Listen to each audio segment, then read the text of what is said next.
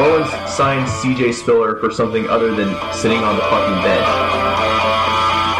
31 other passes that should have been intercepted with one.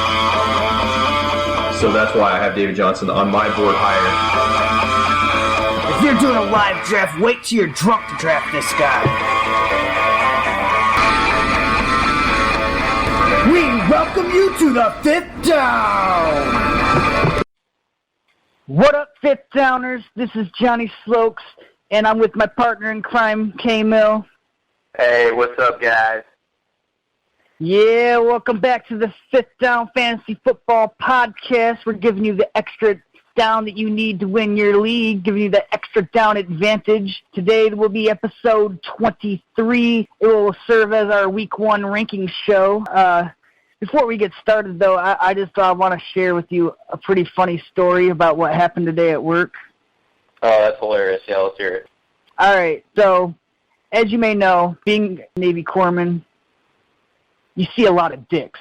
I mean, like, a lot of dicks. And the Brits are in town today. Can't argue that. Naturally, it's our job to look at their dicks. You know, it sounds pretty gay, but, you know, it's our job. So this dude comes in, and he's like, I was recently at this party. It was a hotel party, and, you know, we were all sharing the same woman. And by the same woman, I mean, like, the same dude. And I was like, all right, tranny sex, I get it, you know. And he's like, without saying anything, just, like, pulls down his pants, he whips his dick out, and it's, like, dripping green. I was like, dude, that's gross. You're not even wearing underwear. He's like, oh, like, no, I didn't want to ruin my my underwear. I was like, yeah, so ruin your uniform. That's a good idea. Yeah. So he goes on to say, he's like, yeah, we were just taking turns with her. He still calls it to her. But he's like, we're taking turns with her. And then he goes, I'm not gay. I just like to watch the trannies ejaculate as I fuck them in the ass, so that way I can make fun of them and call them a faggot afterwards. I was like, all right, I think I heard all I need to hear. I'm going to go get the doctor. Jesus Christ. I'm not gay. I just like to watch them ejaculate. That's pretty gay. Yeah. So, moving right along, we've got some news and notes today. Some of them are kind of interesting. David Cobb was signed to the Pittsburgh practice squad. So that could be kind of an interesting thing. Say if D'Angelo Williams was to go down, maybe he gets called up. Yeah, that's what do you think about that? I mean, I don't know if Cheryl Toussaint's there, or Toussaint, however you say his fucking name. You know, it's kind of interesting. I wouldn't consider this more of anything than a depth move at this point. But I would say that this move does, like, maybe open the door for him down the road of, say, Bell, D'Angelo, Toussaint, or, you know, any combination of those, or maybe he travels back, you know, or something like that, and then he could be the guy. You know, sometimes all it takes is a change of scenery sometimes, so we'll keep our eye on that one. In more hilarious news, Goff is a healthy scratch for the Los Angeles Rams. Sean Minion is going to be the backup, and the punter, Johnny Hecker, is the emergency backup. You know things are bad for you when a team wants to scratch you and have the punter as the emergency backup. That's pretty hilarious in my opinion. Yeah, and you know what? It's funny too, because originally everybody was hyping it up like, oh, he's going to be the week 1 starter, this and that. And I was like, yeah, that makes sense, because Case Keenum, you know, of course it's going to be Case Keenum out. But, you know, I grabbed him in one of my dynasty leagues just in case. So I was like, maybe he wins the starting job. And apparently Goff has been so bad in preseason. He's been taking some sacks and hasn't been playing really well. He has not displayed the footwork. He's not adapting well to the under center.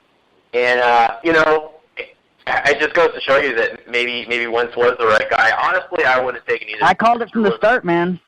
I didn't like Goff at all. I thought that was a horrible pick by the Rams. They should have not traded up. They should have stuck with their guns. Yeah, I mean, I called it from the start. I really didn't like the fit there. You know, in other words, he's just been a shitload of fuck, you know? Yeah, all right, absolutely. This isn't really fantasy-worthy, but Garrett Grayson was cut by the Saints. I had a lot of promise for that young guy, but it looks like he is no longer on the team. Maybe he'll land somewhere. Yeah, I actually really liked him. He's a Colorado State kid. Yeah. Sticking with the Saints, actually, they got a couple of news. Looks like they're going to re-sign Jerry Evans as their guard. He looks like he was with the team for like 10 years. Looks like they're bringing him back. He was, I think, with the Seahawks. So he's back in town. I don't know if that's really an upgrade, but that remains to be seen. And it just seems like the Saints can't make a decision on who they want their kicker to be because they have a new kicker that signed with them, Will Rawls. He signed over from Baltimore. And sticking with kickers, Connor Barth signed with the Chicago Bears. So a lot of moving around a little bit. Yeah, it is interesting. And Breeze also signed his extension today. He gets $44 million over the next 2 years. So yeah, it was a 5-year extension, right? As I read it was 2 years, but I could be wrong. Yeah. No, clarifying on the Breeze thing, I think it is for 5 years total, but what they did was they restructured, I think, part of it, and for the next 2 years he's getting $44 million in total. Yeah, I mean, I did see the 44 guaranteed over the 2 years. I did see that. I also seen a 5-year extension, so we're just gonna put that all together in under the Drew Brees notes today. All right, perfect. Yeah.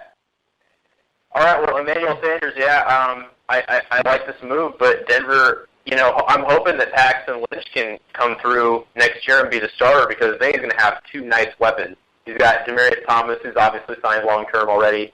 Emmanuel Sanders is now locked up for the next 3 years. So, this kid's got the tools to do it. Yeah, I mean, they got probably like the best duo. So, I mean, all they need to do is get a competent quarterback, and that offense would be just fine, Oh, yeah, and we already know that Denver has an all-star defense. So I think that if Paxton Lynch can show he's got the stuff, I think this team is a Super Bowl contender again here for years to come. And ASJ and Cameron Brate were named co-starters, 1A and 1B. And, I mean, I think this is probably something that we could have easily foreshadowed. It's been in plain picture throughout the whole offseason, and now it's right in front of your face, Yeah. Is there anyone that are you willing to take a chance with either one? I kind of just want to say stay away. Yeah, no, I just want to stay away. A lot of people are saying ASJ should be a bench stash. I don't agree. I'm just staying away from the situation. Cameron Brate's not good enough. He does not have the athletic ability to hold that job, let alone produce in it, or at least long term. He might have a couple big games here and there, but I don't trust that. And then ASJ is, I don't know. He's literally one bad tweet or racist tweet away from getting kicked off the team. So, no, pass. Mike Zimmer is not really saying who's going to be the starting quarterback for Minnesota, but if I had to take my guess, I'd say it's probably going to be Sean Hill at this point. He's been in the offense longer. He knows the playbook better. He probably gives them the better chance to win at this point. Yeah, this news isn't surprising anybody. Bradford just got traded. He's already at disadvantage in that Minnesota playbook, which pretty much it consists of 2 plays, or well, maybe 5 plays, but I think the first 3 plays are handed off to AP. So I think that Bradford will get some starts week 2, 3, 4, something like that. But I think they want to progress him slowly. But they've also Mike Zimmer did say some good things about Bradford. He's been accurate, just like the Eagles were saying. So there might be some upside there. But yeah, as you were saying, I think that Sean Hill is the starter for week 1, just because he knows the playbook. Yeah, and sticking with the Vikings. Treadwell falls behind Charles Johnson on the depth chart. Charles Johnson's going to line up in 2 receiver sets. And that's saying something when you can't beat out Charles Johnson because he has shown promise and he's never really just developed as a receiver. So, I don't even know what to say about that. I think that Treadwell has the raw talent. He doesn't have blistering speed by any means, but he's obviously a great receiver. He's got his size, so I think that eventually he finds a niche there. It's a Minnesota receiver. It's not too enticing to begin with, so we'll just move on to some better news. I know you and all you other Christine Michael truthers. He has officially been named the starter. Unofficially been named the starter of the Seattle Seahawks running back corps.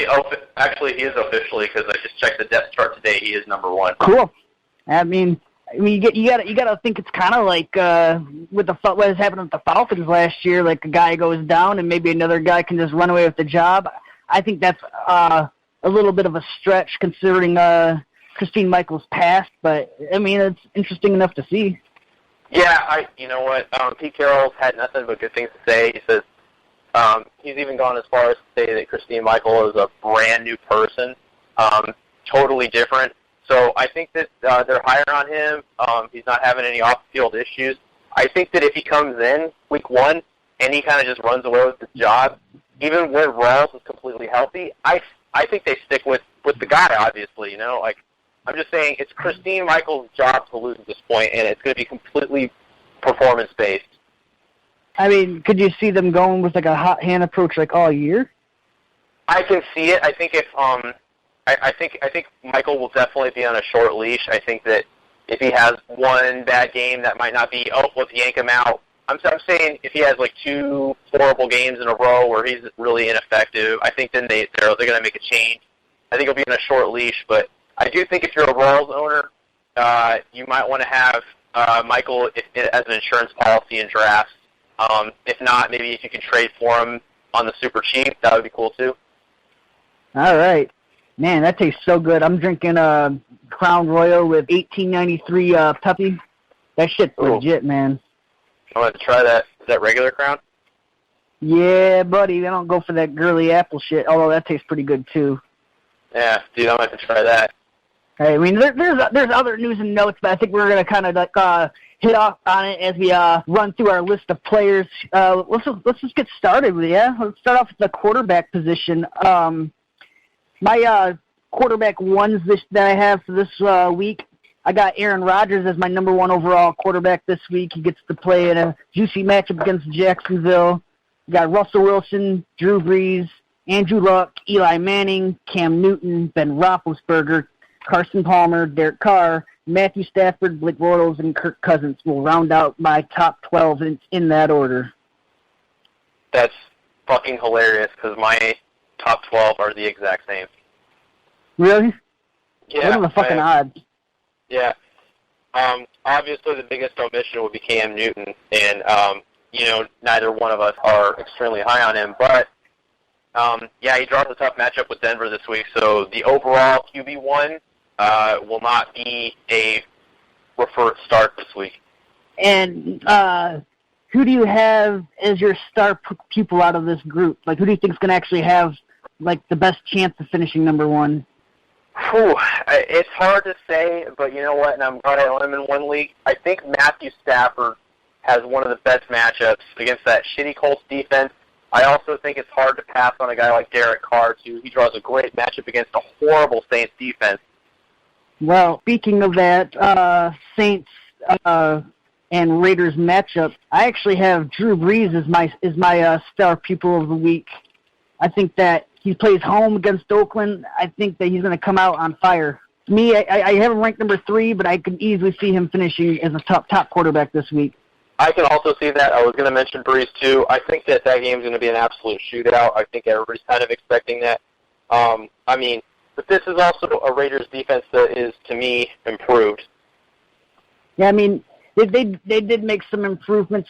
I always like to wait a few weeks to see, like, how those improvements actually come together as a team. It usually takes a couple weeks for them to actually bond and start playing as one, you know?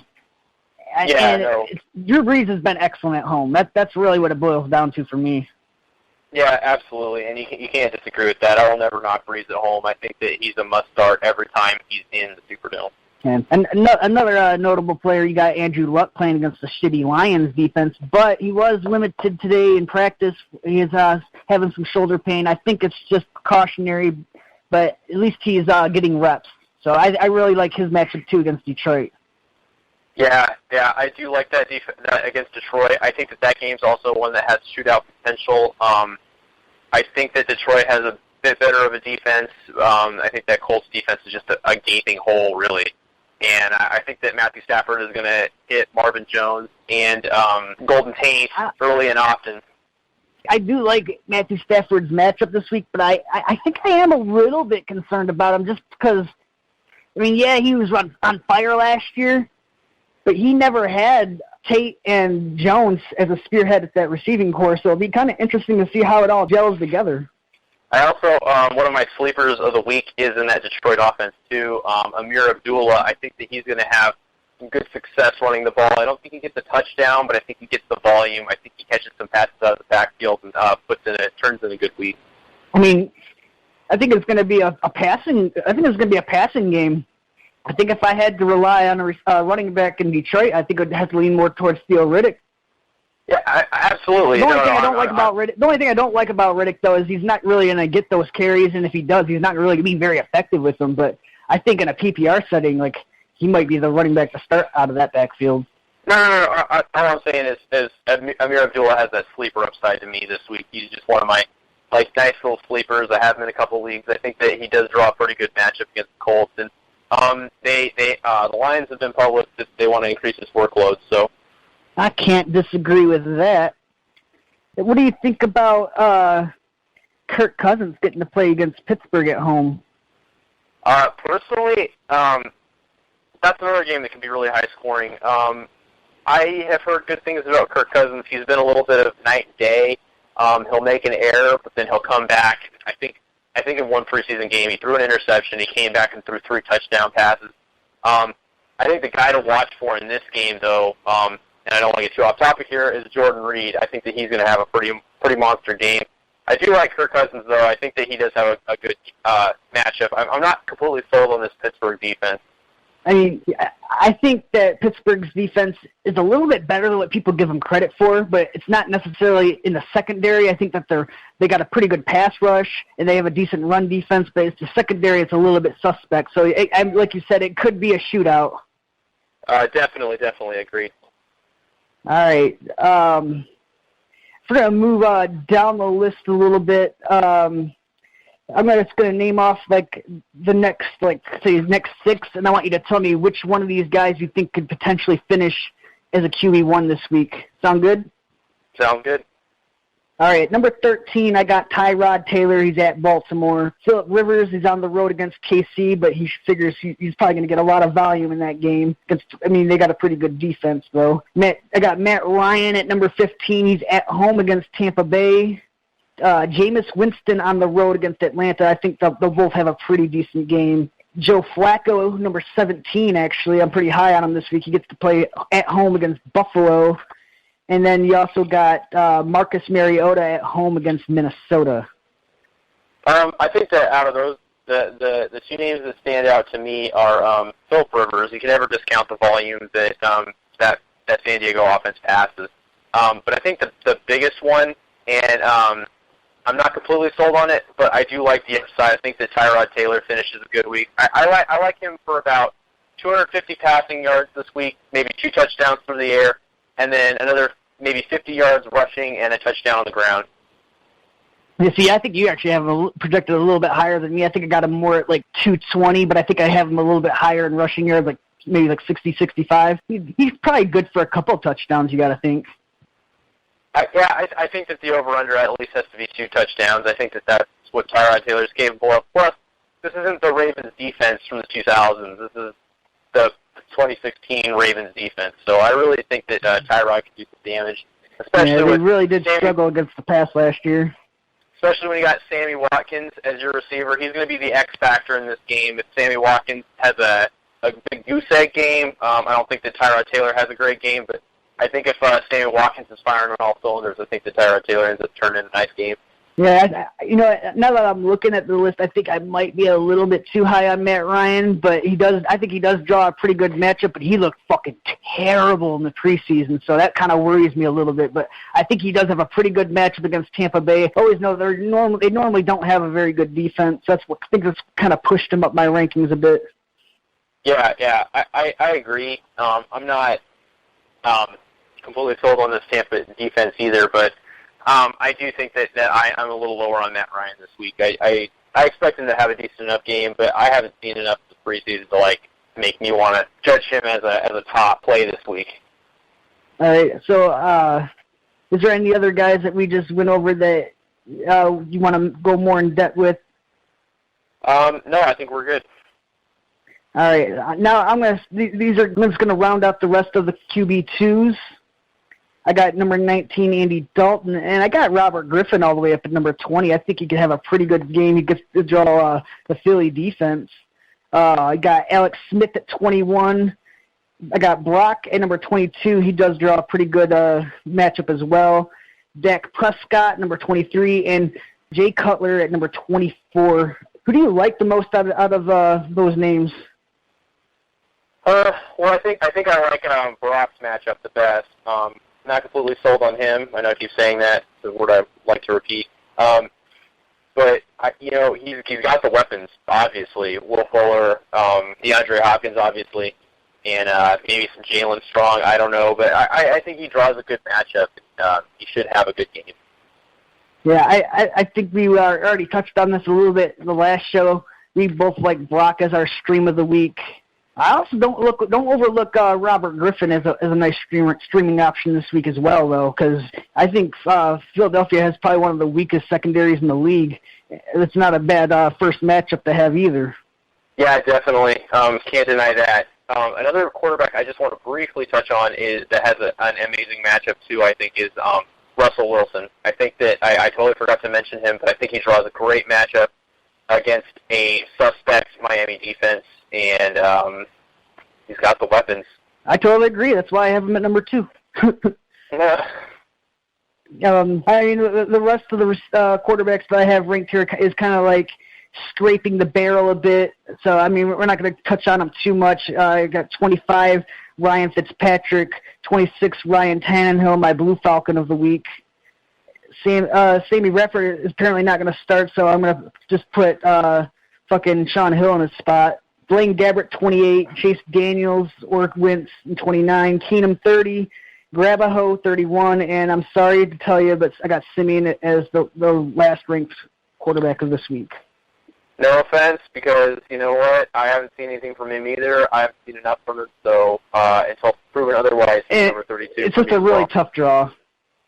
Yeah, it's a tall task for any quarterback, let alone a rookie 7th-round pick. Well, not a rookie, but a 7th-round pick from last year. Okay, well, just give me your top 12 running backs this week. Top 12 running backs. I think my number 1 of the week, and I think you probably agree, is Lamar Miller. Actually, number 2. I don't have Lamar Miller at 1, but go ahead. Okay. At number 2, I have AP. He draws a good matchup against the Tennessee defense. And then at number 3, I have David Johnson at New England. I know he draws a little bit of a tough matchup against the stout New England run defense, but I think that he has the tools to get it done this week.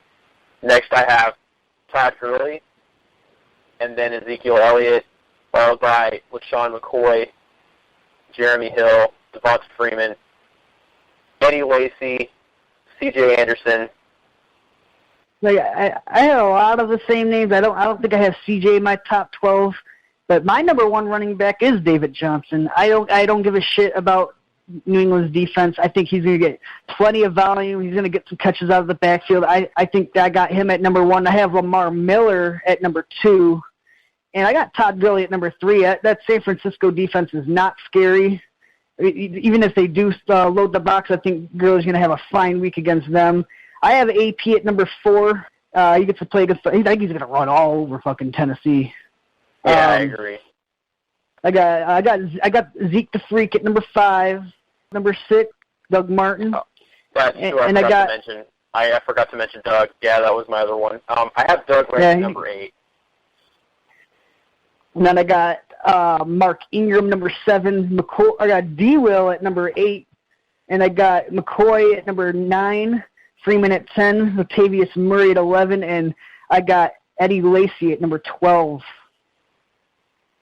That rounds up my top. So who do you think out of these top 12 running backs, though, has like probably one of the toughest matchups? I think it's probably Jeremy Hill. He is for the tail end of my top 12. I think that it's a stout New York Jets defense. So, out of all these guys, I think that he could potentially be like a bust of the week. Plus, he's sharing carries with Gio Bernard, so that's there too.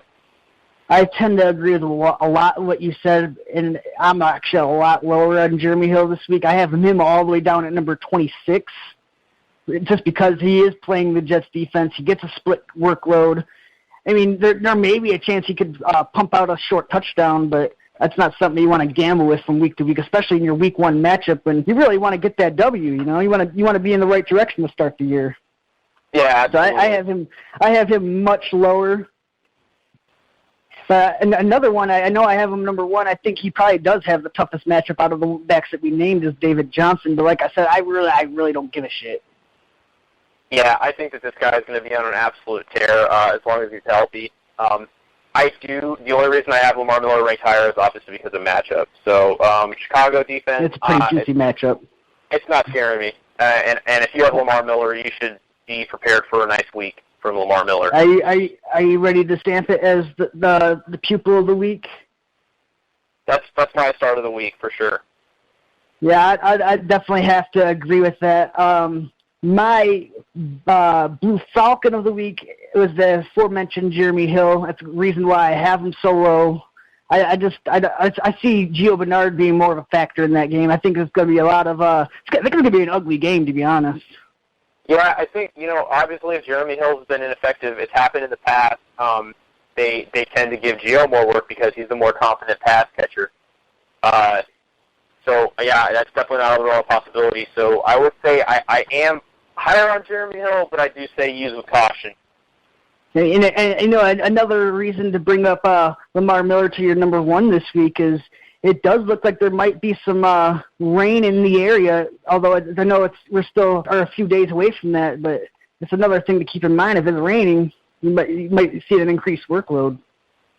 Yeah, that is another thing to look out for, too. I think that whenever that happens, it tends to be a ground and pound type of week. Yeah, I think that's definitely a factor, too. All right, we're going to move a little bit down the list. Just outside my top 12, I have Ryan Matthews. It kind of surprised me how high I ranked him, but I got Ryan Matthews at number 13. I think Philadelphia is going to run the ball more. They get to draw an easier matchup with Cleveland. Yeah. Yeah, juicy matchup. So I got him at 13. I could easily see him finishing as an RB1 this week. I got Jeremy Langford at number 14. I know he does draw a tough matchup against Houston, but I do think he's going to be utilized as a 3-down back, which is the reasoning behind his ranking at number 14. A guy I didn't mention, though, that I do want to say, too, that also has a juicy matchup is Latavius Murray. I have him in my top 10 this week. I think I have him at number 10. Yeah, I think I fucked that up in my rankings because I should have had him ranked higher because I totally didn't. I looked him over. But, yeah, he's definitely a huge star. I love that matchup. I mean, looking at some backs, you could even argue that maybe he deserves to be a little bit higher, but you also got to think he's not the greatest of talents, but he's going to get, he's going to get some volume, so. Absolutely. Yeah, I got CJ at number 15. He has a tough matchup. I think that's why I bumped him down a little bit lower than what you had. I think you had him at 12. I got him more at 15. Like you were saying the other night, he could probably still be utilized in the passing game, so that's not out of the realm. I just think it's a tough matchup for him. That's another guy that could potentially be your Blue Falcon. I'm not going to stamp him as that, but I have him at number 15. A guy that I actually have ranked higher than Jeremy Hill is Gio Bernard. I have him at number 16. I think he's going to be utilized a lot in that game. That's an interesting take on it. Another guy I want to mention, too, that could potentially be your Blue Falcon of the week is Jeremy Langford. If you're putting stock in Jeremy Langford, he has a tough matchup against the Houston defense that we all know is really good against the run. Yeah, I mean, it's a tough matchup. As aforementioned, it's going to be a rain game. So, I mean, especially if you play in leagues where it's like you get fractional points per carry, that could still be an enticing play. I wouldn't really want to roll with him as my 2, more probably like a flex play. Don't you think? Yeah, definitely a flex play. Same with the guy we already mentioned, Ryan Matthews. we're going to move a little bit further down the list. I got Matt Jones at number 17. He's drawn Pittsburgh as a week 1. They do have a pretty tough matchup, and, you know, there's like a chance he might not even finish the game as the starter, so maybe he could be some spots down the list. That's just where I had him as of a couple of days ago. Anything you want to add in on that? No, I don't really have anything to add on that. I do want to say, though, that does draw a hard matchup, but, you know, I'm just saying, you know, Melvin Gordon might be a good streamer in the flex, because he looks like a brand new Melvin Gordon, and I'm going to give him the benefit of the doubt. I think that he gets some stuff done in KC. I don't think he comes away with a touchdown, but I think he's a sneaky flex play with a hard matchup. All right. How do you feel about the Jacksonville backfield against Green Bay this week? I got Chris Ivory at number 18, although he was limited today in today's practice with a calf injury. And you kind of worry about those lower body injuries with running backs. So how do you feel about the Jacksonville backfield? Do you think that they'll be able to make the game close enough to actually be able to utilize the run game? You know what? I'm not really too high on either of the Jacksonville backfield. I know you are. I'm not seeing it. Green Bay traditionally has been good against the run, so I'm going to say that that's a no-go for me. I mean, I really don't think Green Bay's defense is all that great. I just feel like Green Bay does have a pretty they have an opportunistic defense that does like to force turnovers, more so in the secondary, though. I see like they seem to get a lot of interceptions, and I think that's probably why I have Blake as like a fringe quarterback 1 this week. But I'm really not sold on like Ivory or Yeldon like blowing up this week, but I do think that Ivory could have a chance to get a touchdown. Yeah, no, I think that he could definitely, if he gets a red zone carry, then again, you got to know that that is a possibility. But that Jacksonville offense has so many different like opportunities to score in the red zone. They have Julius Thomas, who we all know is a red zone threat, and then also they Allen got Hearns, Robinson. They got Robinson. I know they got a ton of toys to play with. And there's a good chance they might not run the ball in the red zone. Maybe they'll just throw it up to Allen Robinson. That's fucking easy, you know?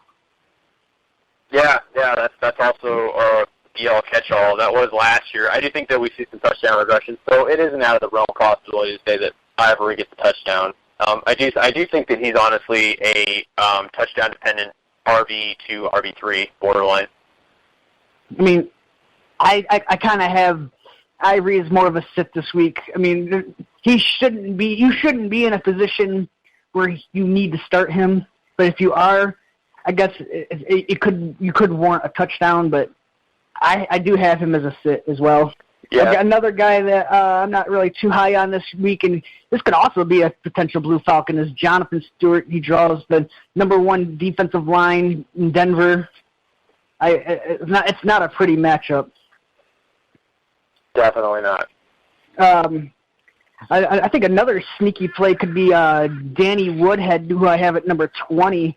I think in games where they might be losing, you kind of got to go towards like those receiving backs because you think they're going to play more of a role. That's why I kind of have Danny Woodhead in my RB2 territory this week, which is not like something crazy to say. He's finished higher than that before, you know.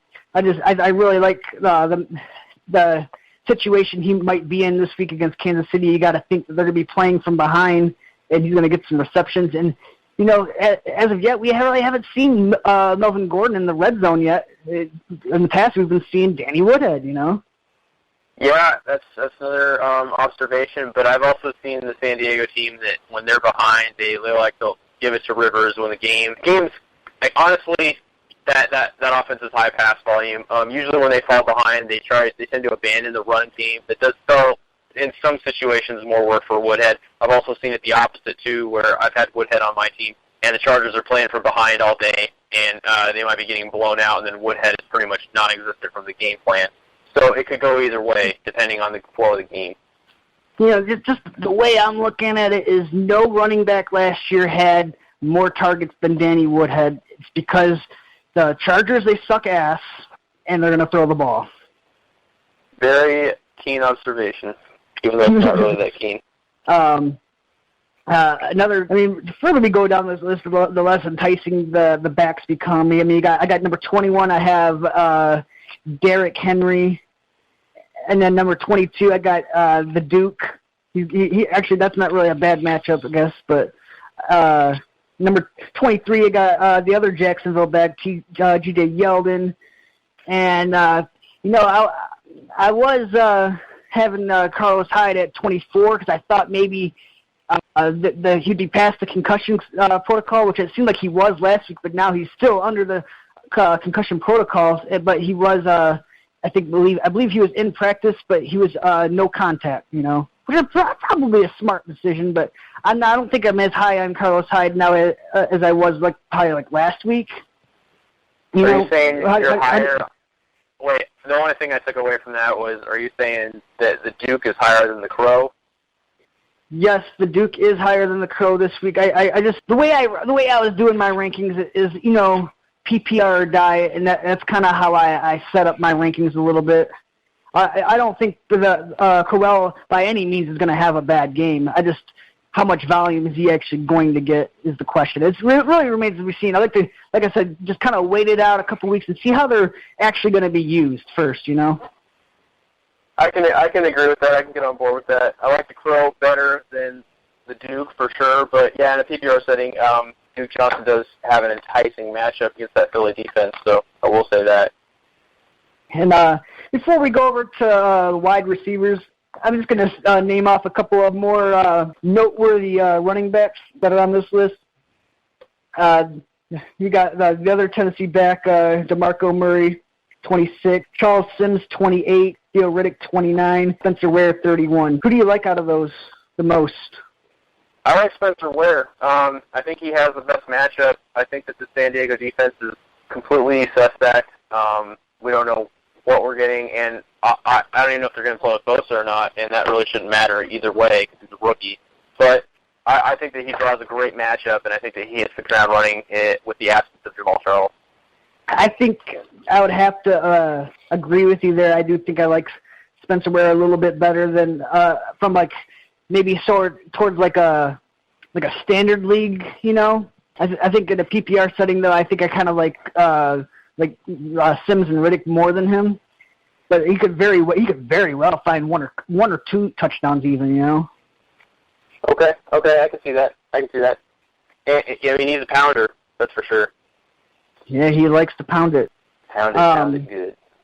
All right, so let's go over to the wide receiver rankings.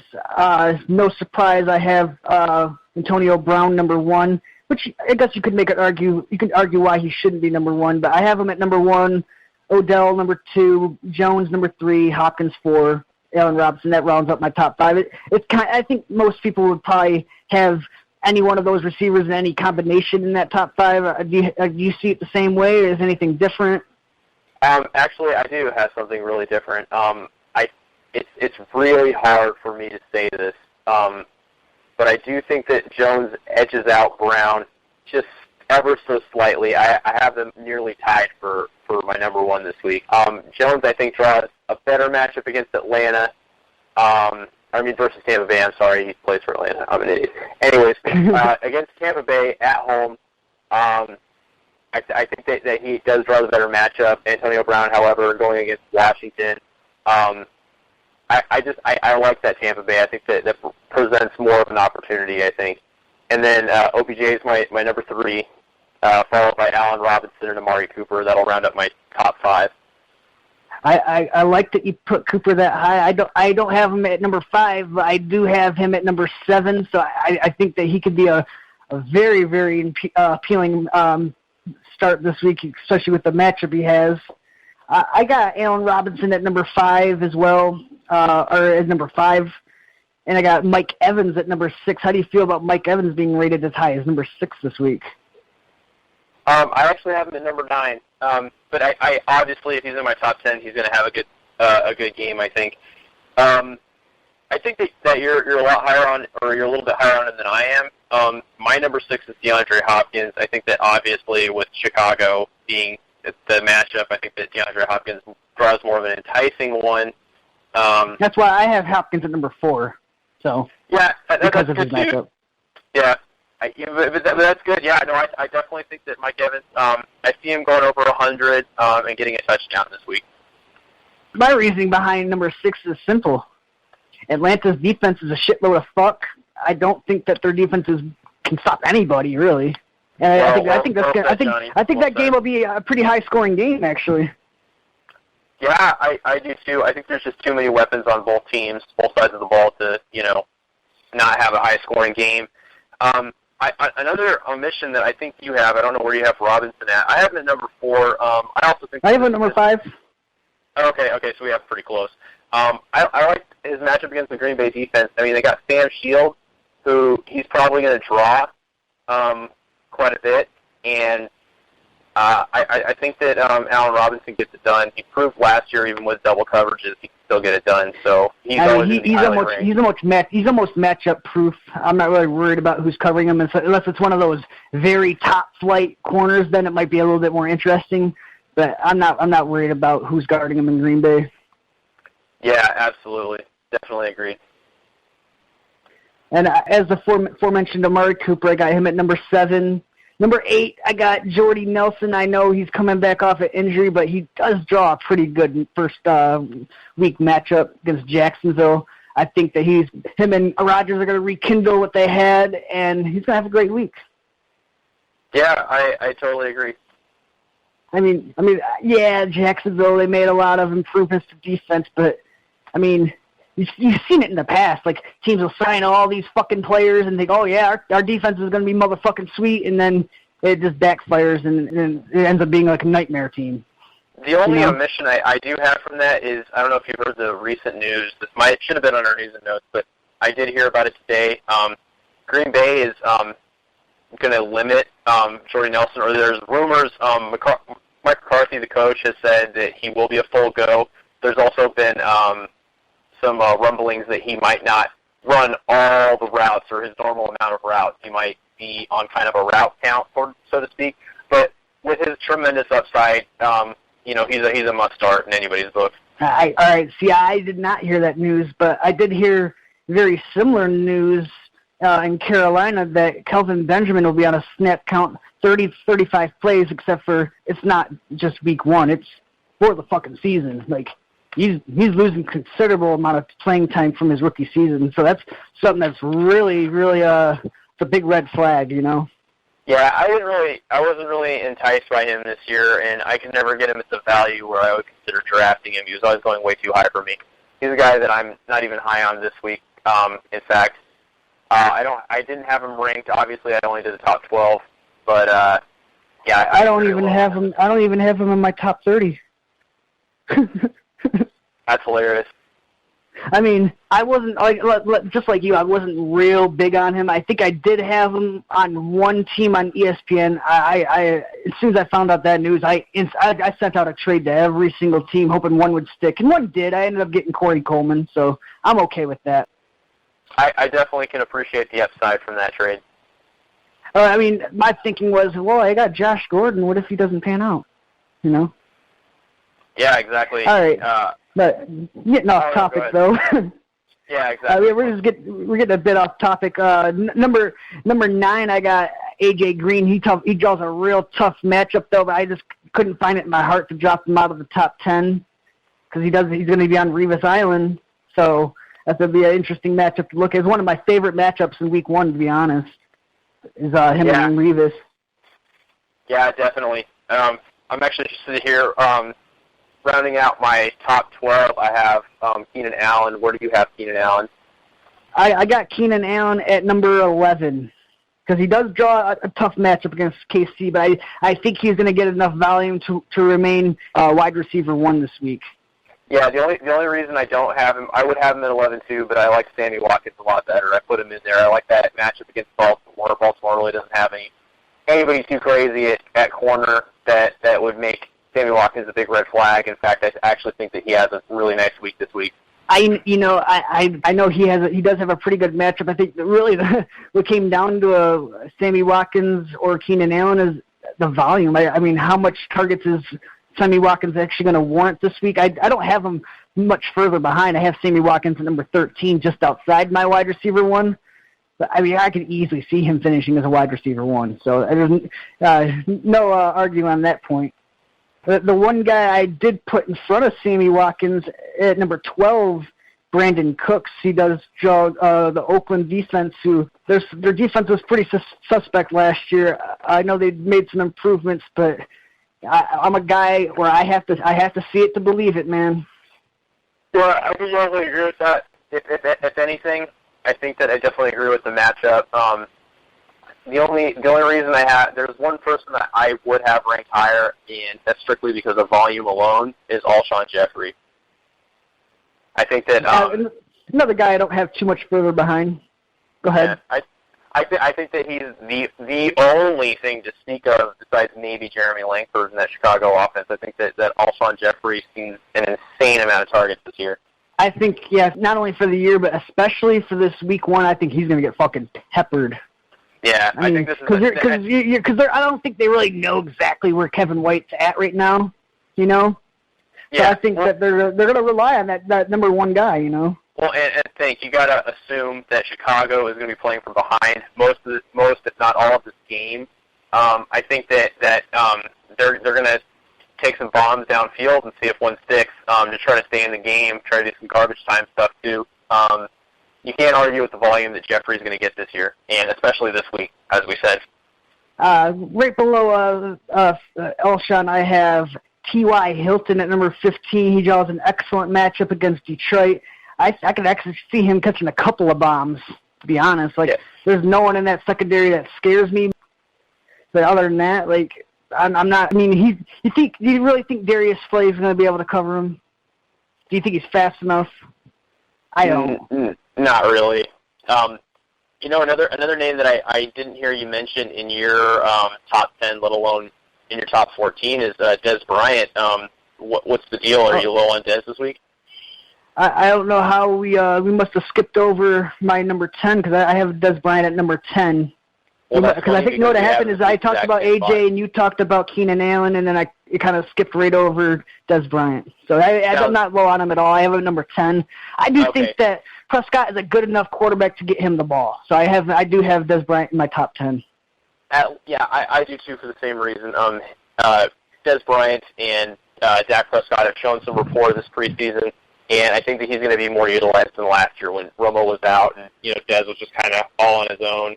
No quarterbacks can find him, so I think Dak does find him and hooks up with him, pretty often. Yeah, and they don't really face a very scary defense. It's the Giants. They don't play like Giants. They kind of play like midgets. Yeah, so, that's a good comparison. Yeah, so sorry I skipped over him. Yeah, I have him at number 10. No big deal. Part of my fault. I got off topic. Yeah, so I got the other Packer receiver. I know that we're both really not big on Randall Cobb, but I got Randall Cobb at number 16 just for the fact that I think that the Packers are going to throw all over Jacksonville, I think. Yeah, I don't have him quite as high as you just because there's some guys with some more enticing matchups. I like Doug Baldwin over him. Plays Miami. And I do think that Baldwin finds the end zone, too, which also ups the value for me this week. And then also Jeremy Maclin's playing against San Diego. I mean, you got to at least think, even with the low volume that he does receive, he's gonna get something. I mean, I got a couple of really good receivers that I ranked kind of lower because of their matchups. I got Brandon Marshall at 17 and Demaryius Thomas at 19. I think I have both of them in front of Maclin and Baldwin. And I mean, it's not a bad argument to make because, Baldwin, he had an explosion at the end of the year. It'd be kind of interesting to see if he could pick up where he left off. I'm not totally buying it quite yet, but it's not out of the realm. Yeah, definitely not. DT, it's really not as tough of a matchup as you think because I really don't think that Carolina has an excellent secondary because I think they more rely on that front seven to get the pressure on the quarterback. It's just the fact of the quarterback that's throwing DT the ball kind of worries me.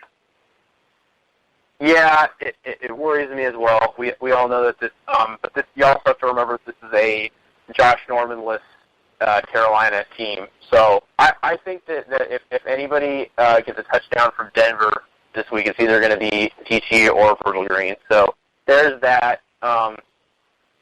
Yeah, I'm not that low on it. One thing we forgot to talk about, how bad do you think Antonio Brown is going to embarrass Josh Norman this week?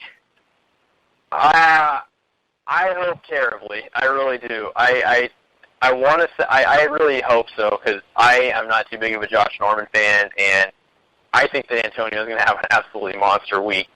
I mean, I think it's going to be really bad, but the good news is it's only going to be really bad for Josh Norman.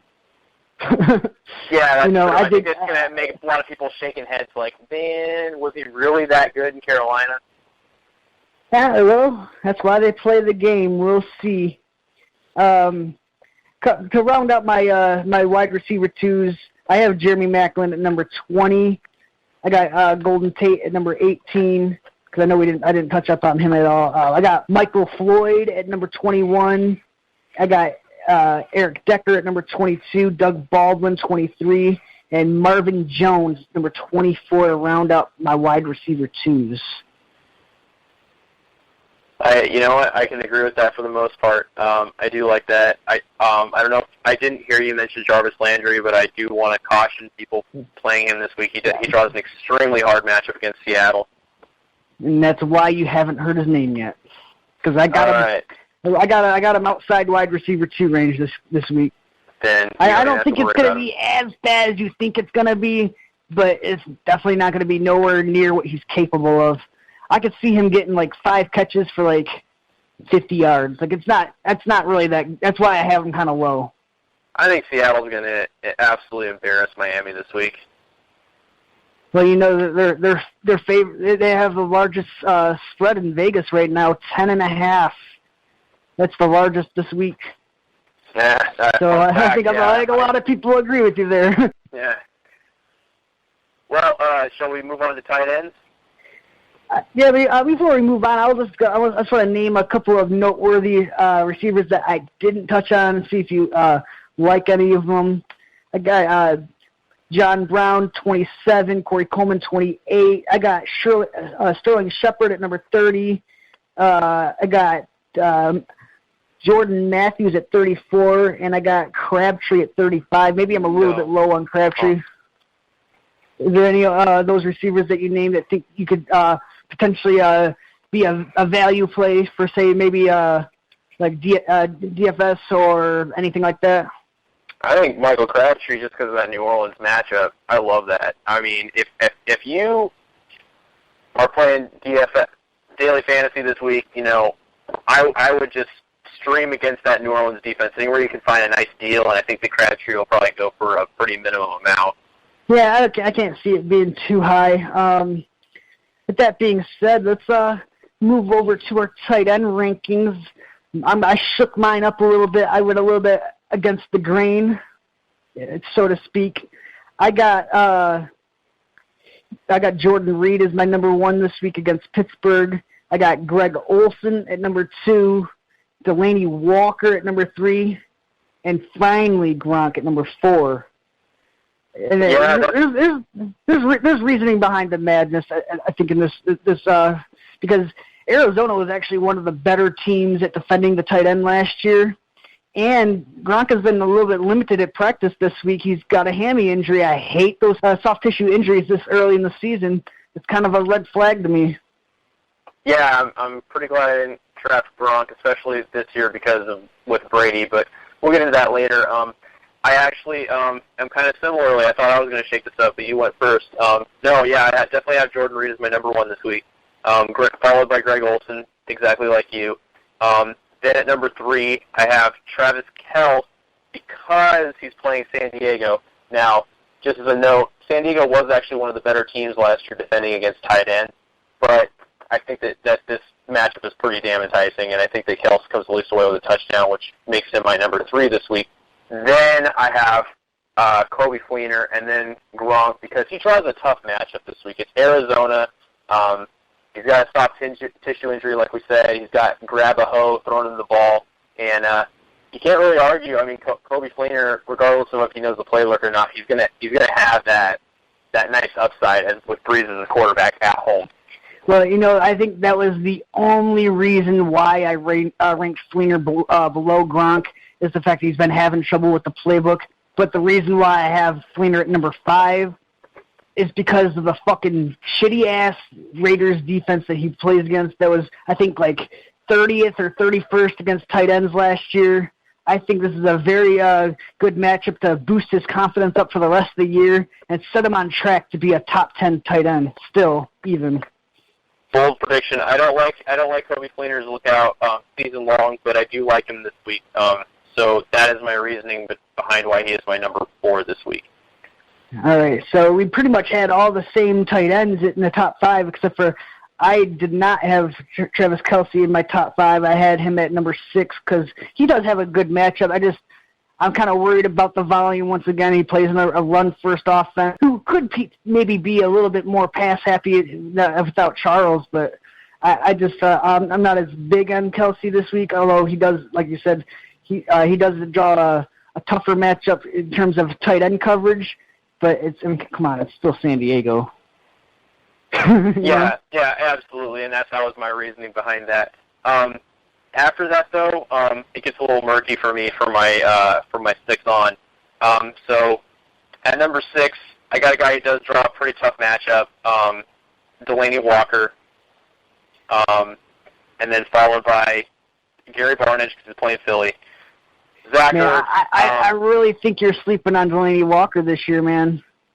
Yeah, I know I am.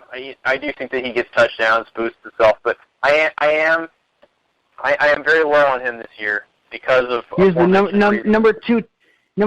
He was the number 2 tight end last year. Tennessee's receivers, they suck the biggest cock in the world, and I think that he's going to be their main passing option this year. Yeah, I think he'll lead the team in receptions and yards. So. That's a very, very, very bold prediction. But I will say this week, he is in my top 10 because of that reason. He does draw a hard matchup, but he's not. I wouldn't rate guys like Jason Witten and Martellus Bennett above him. I mean, come on. Anyways, continuing on, my number 8. Zach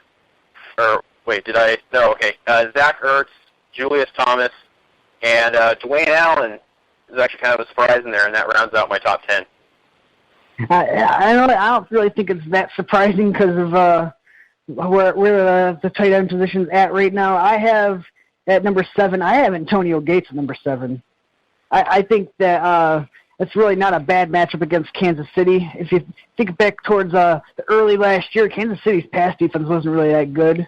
I know they really got it together down the stretch when they had like that long winning streak, but I kind of like Antonio Gates to get in the end zone this week. He's just outside of my top 10. He's at number 11 for me. I got Zach Ertz at number 8. I know this is kind of risky because he just had the ankle injury during the preseason, but I got Eric Ebron at number 9. He practiced in full today, so it does look like he's gotten over that ankle injury. And I got Dwayne Allen as well as my number 10. And if we're just going to round up the top, the tight end ones, I also have Barnidge at number 11. And look out, folks, I got Zach Miller at number 12. Wow, that's pretty bold. Look at some of the guys behind him. You got Julius Thomas, who I think plays third fiddle in that offense. You got Jimmy Graham, Jason Witten, Jordan Cameron, like Will Tye, like all those guys. I like him over all those guys. Hard to argue with you there. But you know what? I think still rounding out my top 12. The only guy I didn't mention, so like I said, Antonio Gates is my number 11. Jason Witten is my number 12, just because he's playing against the suspect New York Giants defense. And and I'm pretty low on him this year. I'm really low on him with Romo injured because we know that's his favorite hookup. But I think that he has a decent enough game. Yeah, I got Witten down at number 16 actually. Like I said, I'm even lower on him than you are. I got guys like I got Julius Thomas at number 13, and I got Vance McDonald at number 14. Actually, he plays the Los Angeles Rams. I don't think that they have a very scary defense anymore. I kind of ranked him up there because, you gotta face it, San Francisco has to throw the ball to somebody. It's like they can't just throw the ball at Torrey Smith every play. I mean, you got some knowledge there because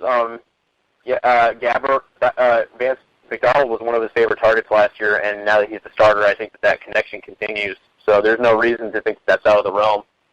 And I just a real quick question. It's off topic, but as you know, I was telling you earlier about how I made a 5-team parlay. One of them, I almost picked the Rams on the road against San Francisco. Do you think that San Francisco actually has a legit chance to win that game? Because, they are playing at home. I don't really think LA is that good of a team. I think they're almost as bad as fucking the 49ers this year, to be honest. I could see them finishing at 5-11, 6-10. Who do you have winning that game? I'm just kind of curious. You know what? You kind of put me on the spot here, but honestly, that game is going to be a complete shit show. I think the only reason I like them and why I like them is what you just mentioned. I think I like San Francisco just a little bit better because they're at home. They got the home field advantage. But honestly, this game's going to be a shit show. Neither team is scary. Case Keenum versus Blaine Gabbert is kind of like the what the fuck matchup of the week, and I don't like anybody in this matchup, but I do give San Francisco a slight edge because I'm so low in LA this year. Yeah, we'll get more into that this weekend when we do our matchups. I just had to ask you that real fast. I really don't think that a lot of other tight ends are really mentionable on my list. I have Jimmy Graham at number 15. He practiced in full today, so that's good. That's a good sign. That's kind of why I put him at number 15. As I said, I got Witten at 16. And I got Jordan Cameron at number 17 because that is one soft spot that the Seattle's defense does have is the tight end position. So that's why I put Jordan Cameron at 17. It still remains to be seen, are they actually going to fucking use their tight end? Because they really don't. So. Yeah. Well, another guy that you didn't mention that I just want to briefly touch on because I am pretty high on him this year. I do think he gets over or more in the game plan this year than last year is Charles Clay. I think that Baltimore's not really scaring anybody again. So he's the guy I want to briefly touch on, saying that I think he presents a nice tight end streamer / whatever. If you have a questionable stud that you didn't hear us in our tight end one conversation, I would feel free to use Charles Clay this week.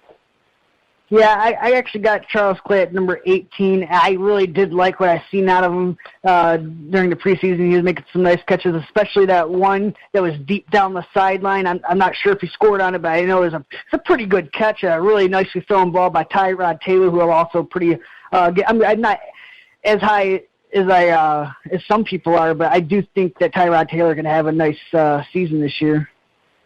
I do too. He's actually one of the guys that sneakily, in my book, I own him in a league, and I really like him this year. I think a lot of people are still kind of sleeping on him, but I think he ends up trying to earn that contract this year. I know we're getting off topic, but yeah. Well, we're pretty much almost done here. I mean, there's only two other tight ends that I think are even worth mentioning. Obviously, Virgil Green I have right there at number 19 or 20. And I got Jesse James at number 23. Other than that, I'm not real big on any of the other tight ends I have on this list right here. So, is there anything else that you want to say, or something that we might have missed or didn't bring up? No, I think that's it. Good show. I can't wait personally. Want to at least tell everybody this is the last night that we'll have to ever live, at least this season, without football. So. Bring it on. Bring on the season. All right. Yeah, another thing that I did not mention to you yet, I'll mention to you right now, so it's an on-air surprise. Saturday, we will be having not only one, but two guests this weekend. We're gonna have Kevin from Falafel, and we're gonna have the First and Five on as well, so that's going to be kind of cool. It'll be a little 4 minds are better than 2, right? Yeah, I'm so down for that. I love it. Yeah, we were supposed to reveal our third member today. Unfortunately, he had a draft tonight, so I told him draft takes precedence, especially when it's a $750 buy-in. So I was like, yeah, man, go do your thing. Good luck. Yeah, exactly. Wish him luck on that draft. Yeah, that's something that's always enticed me is high-stakes fantasy football. I'm obviously too poor to afford that buy-in, let alone buy someone a hooker, so that's where I stand at fantasy football right now. Hey, I love that. I'll take the hooker. All right, so that will do it for today's show. Thank you for tuning in to the Fifth Down Fantasy Football Podcast. Please subscribe and review us on iTunes. Like that shit. Follow us on Twitter, Fifth Down FF, and fucking we will get you a championship. It is our promise. It is our duty. Let's fucking do this. I'm sorry. I'm all fucking hyped up today. I'm just really excited for the season to start. I got a little bit of booze in my blood. I'm ready to fucking go, dude. Nothing wrong with that, dude. Let's kick off the season right. I think me and you are going to kill it in a lot of the leagues we're in. I'm about to headbutt the wall right now. No, don't do that, man. I put a hole in it. Oh, Jesus. All right. That'll do it for today's show. Peace out, Fifth Downers. All right. Peace out.